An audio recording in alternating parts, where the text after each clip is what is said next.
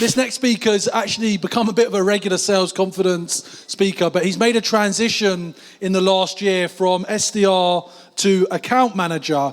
And I know there's a lot of you thinking about what's the next step you're going to take. Is it into an AE role? Is it an SDR leader role? Is it to a senior SDR role? So I think Bryan's going to have something to share here where he talks about the road less taken to an account manager role.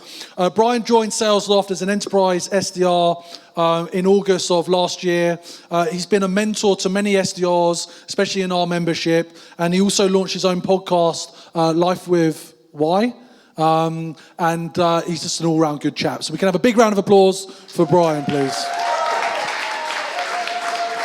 Thank you very much.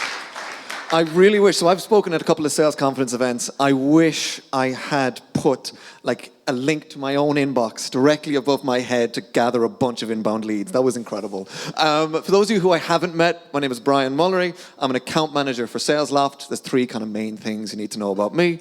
I was an SDR for 2.5 years, 1 of which was in Google, 1.5 was in SalesLoft. I speak really quickly with a thick Irish accent, so if you can't understand what I'm saying, throw something at me. My prospects do worse, don't worry about it. And the third thing is I gesticulate wildly and move around very quickly, so if I fall off the stage, you're going to catch me. Look, what I'm going to talk about today very quickly is the transition from SDR to account manager. My idea for raising hands has already been stolen, but we'll do it anyway. Anybody in here who's an SDR and knows what your next move is going to be, can you put your hand up? Or know kind of what you want your next role to be? Incredible. So those of you who have your hands up, please do keep them up. Please keep it up if that role that you want is an account exec. So that's the thing. I put up a poll today in a group that I'm in, and 80% of SDRs that I looked at want to be AEs next. I was one of them 6-7 months ago.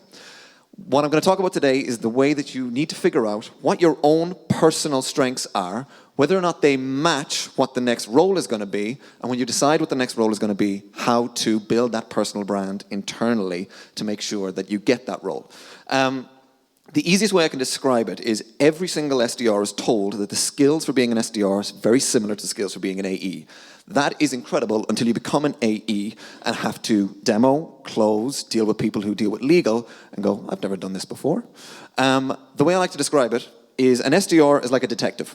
Your job is to gather all the insights, get all the information together, create a little hypothesis, get all that information together, but you then give it to a judge.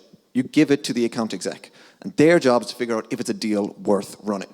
Detectives don't become judges, judges don't become detectives, but the skills are somewhat linked. What you need to do is figure out what your skills are. Easiest way I can describe this, your gut will tell you.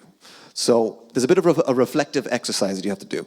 Pick someone that you can be reflective with. Maybe it's your partner, it could be a boss, it could be your parents, it could be a counselor, and talk about the things you really, really, really like about your role and what you really, really, really don't like. And this is everything from making cold calls to how you feel on calls. Do you prefer talking to people internally? Do you prefer talking to people externally? Do you prefer knowing what you're talking about? Do you prefer figuring out what other people's problems are? When I did this exercise, and I was certain I wanted to be an AE, when I did this exercise, I found out I really like talking to external clients. I really, really, really like talking to people when I know more than them about the scenario that they have. See? And I really, really enjoy like finding money. Like, all SDRs know this. When you're on a call and you're doing a discovery call and someone says, yeah, we need 100 licenses, that's just a little part of your brain that's that dopamine hit. You can keep that in sales roles. What I hated was earning people's time. Getting into a call and feeling as though I had to earn their time in that. I also hated having short-term, short-lived relationships with people. I enjoyed being able to plant a seed in January and then be able to come back to them in June or July and not need to close that deal in January because my boss is down my neck for the end of the financial year. So I decided then to figure out where my skills were mapped to. I was very lucky. In SalesLoft, SDRs have not just gone to AE. A bunch of them have, but you've got some who've gone to account management, customer success, professional services, sales engineering. Tom Boston made his own role. I was very lucky that people had already walked through those other jobs and had kind of created those paths. I needed to figure out which one was good for me. If you are uncertain, first thing you do is you talk to everyone in your team about kind of what they're thinking. Then you talk to people on those teams. Talk to a CSM, what do they do? Talk to an AM, what do they do? Talk to an AE, what do they do? You need to figure out what they really, really, really love doing, and you got to figure out what they hate doing on a day-to-day basis, but it's worth the good stuff. For me, I found out that account managers absolutely really love just having long-term conversations with people. They hate it when people churn. That's just that number one thing. You get that email, hey, we're leaving, and then you got to deal with a whole mess. But I found out that they really enjoyed the other conversations so much that they were willing to have the bad, I'm going to forecast this deal and it closes, and it doesn't close, churn, I love this customer, but this customer doesn't love me conversations. So I found a little bit of a niche that I wanted to be in the account management space. This might not be the space for you, but don't immediately go to an AE. Simply because the best SDRs are not necessarily the best AEs, and your skills, while you might be using them to the best of your abilities as an SDR to find those extra pieces of information, might not help you close those deals, and you might not be happiest there. I'm not saying you won't. I'm saying you should know in your own brain. Trust your gut. Second step, talk to everybody. Figure out what they're doing on a day-to-day basis. One of them will jump out at you. Trust your gut in that conversation. Talk to their managers and ask them what the top performing reps do. And if they use words that you want people to use to describe you, that's your role. Now you got to get it. For that, this is a tip for everybody.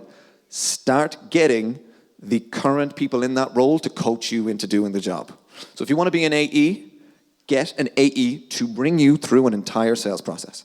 If you want to go into management, get someone to walk you through what a coaching plan looks like and get you to do it to yourself. If you want to be an account manager like I was running best practice sessions.